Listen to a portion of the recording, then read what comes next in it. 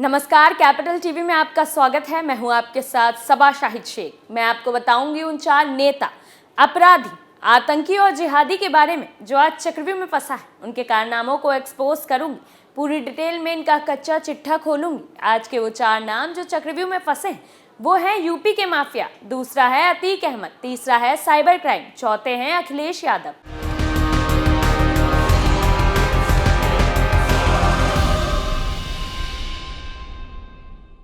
सबसे पहले बात माफियाओं की। जेल में बंद माफिया अतीक अहमद के बेटे असद और उसके शूटर गुलाम को यूपी एसटीएफ ने एनकाउंटर में मार गिराया।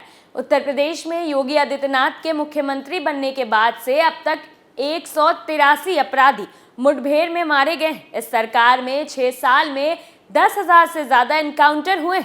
असद गुलाम एनकाउंटर के बाद यूपी के स्पेशल एडीजी प्रशांत कुमार और स्पेशल टास्क फोर्स के एडीजी अमिताभ यश ने जानकारी दी। योगी आदित्यनाथ के नेतृत्व में बीजेपी की सरकार साल 2017 में बनी थी। मुख्यमंत्री बनते ही योगी आदित्यनाथ ने राज्य की कानून व्यवस्था दुरुस्त करने के लिए अपराधियों के प्रति जीरो टॉलरेंस की नीति पर काम शुरू किया गया।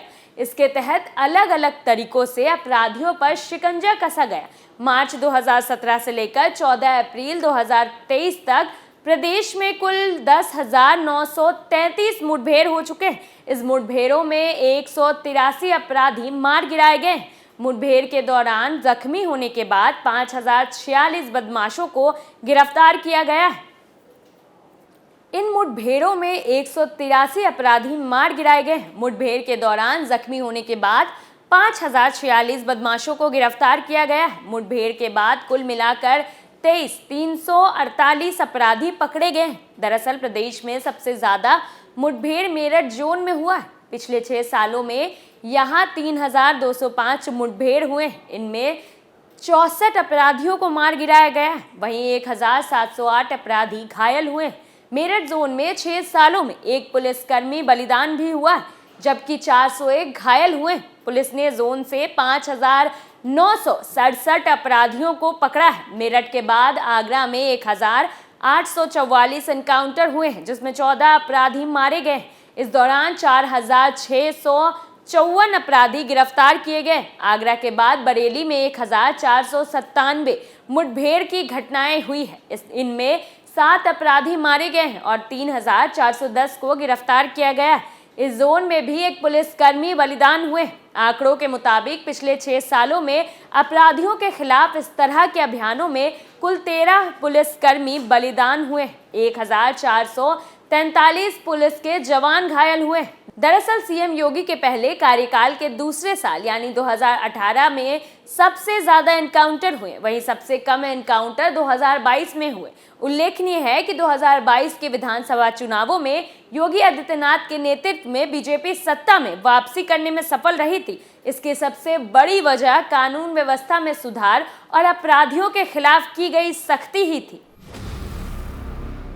दूसरी खबर में बात अतीक अहमद की। 44 साल से गोलियों की तड़तड़ाहट से संगम नगरी को दहलाने वाला माफिया डॉन अतीक अहमद फूट फूट कर रोया। झांसी एनकाउंटर में ढेर हुए बेटे असद के जनाजे में ना शरीक होने की तड़प ने उसके कलेजे को छलनी कर दिया। बौखलाया अतीक बदले की आग में जल रहा है।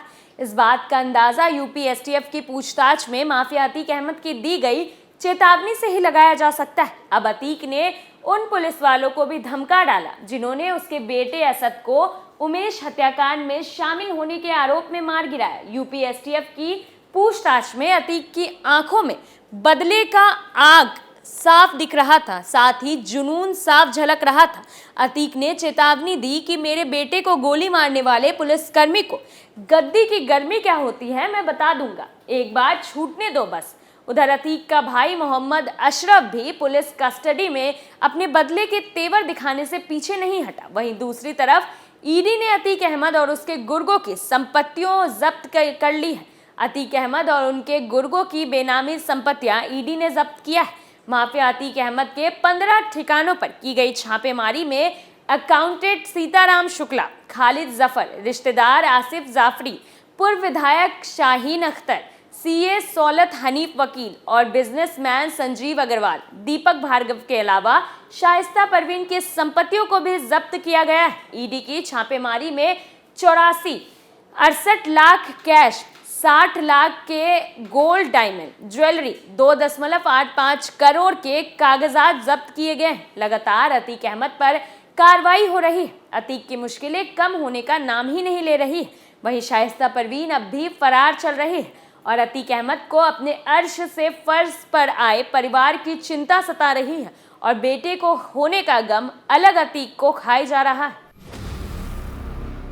तीसरी खबर में बात साइबर क्राइम की। उत्तर प्रदेश के अंबेडकर नगर में बिना किसी मेहनत के रातों रात अमीर बनने का सपना हजारों लोगों पर भारी पड़ गया है। फर्जी ऐप के जरिए जालसाज कंपनी हजारों लोगों का करोड़ों रुपए लेकर फरार हो गई है। पुलिस ने कंपनी चलाने वाले 6 लोगों के खिलाफ धोखाधड़ी का मुकदमा दर्ज किया है। कंपनी लगभग 500 करोड़ रुपए लेकर फरार हो गई है। दरअसल कुछ युवकों ने अपने एक इंजीनियर दोस्तों की मदद से आइडिया नेटवर्किंग नाम का एक ऐप बनाया। युवकों ने पहले उसे अपने करीबियों को डाउनलोड कराया। शुरुआती दौर में लोगों से 9,000 और 12,000 रुपये का निवेश कराया। कंपनी ने लोगों का भरोसा जीतने के लिए 1 महीने के अंदर लोगों का पैसा डबल कर वापस करना शुरू कर दिया। निवेशकों का भरोसा कंपनी पर मजबूत बना रहे, इसके लिए कंपनी ने लोगों को डॉलर से भुगतान किया। धीरे धीरे जब लोगों का भरोसा कायम होने लगा तो पूरे जिले में काफी तेजी से लोग ऐप को डाउनलोड करने लगे। जिले के तमाम बड़े व्यवसायी और सफेद पौश लोगों से लेकर तमाम लोगों ने इसमें निवेश किया। कंपनी का कारोबार सबसे ज्यादा शहजादपुर मोहल्ले में था। कंपनी ने पिछली 3 अप्रैल को अपने निवेशकों के लिए एक विशेष ऑफर निकाला, जिसके बाद बड़ी संख्या में लोगों ने अपना पैसा निवेश किया। निवेशकों की माने तो तकरीबन 500 करोड़ से अधिक रुपया लेकर कंपनी फरार हो गई। फर्जी कंपनी के सहारे जालसाज जनता को लूटते रहे और प्रशासन बेखबर रहा। शहर के गली मोहल्लों में ऐप का कारोबार चलता रहा, लेकिन हैरत की बात तो यह है कि खुफिया तंत्र से लेकर प्रशासन तक किसी को इसकी भनक तक नहीं लगी। रातों रात अमीर बनाने का सपना दिखाने वाली कंपनी 2 दिन पहले गायब हो गई। आइडिया ऐप प्ले स्टोर से हट गया। ऐप गायब होने से निवेशकों में अफरा तफरी मच गई, जिसके बाद पुलिस कुछ लोगों को पकड़ कर लाई, लेकिन बाद में सब छूट गए। इस दौरान कंपनी चलाने वाले युवकों की एक तस्वीर भी सोशल मीडिया पर वायरल हुई। मामला बढ़ता देख पुलिस ने 6 युवकों पर धोखाधड़ी का मामला दर्ज कर लिया है। जिला प्रभारी संजय पांडे ने बताया कि मुकदमा दर्ज कर मामले की जांच की जा रही है। चौथी खबर में बात अखिलेश यादव की। अखिलेश यादव चुनाव की तैयारियों में तो जमकर लगे और वहीं पुराना समीकरण मुस्लिम यादव फैक्टर को लेकर चल रहे हैं।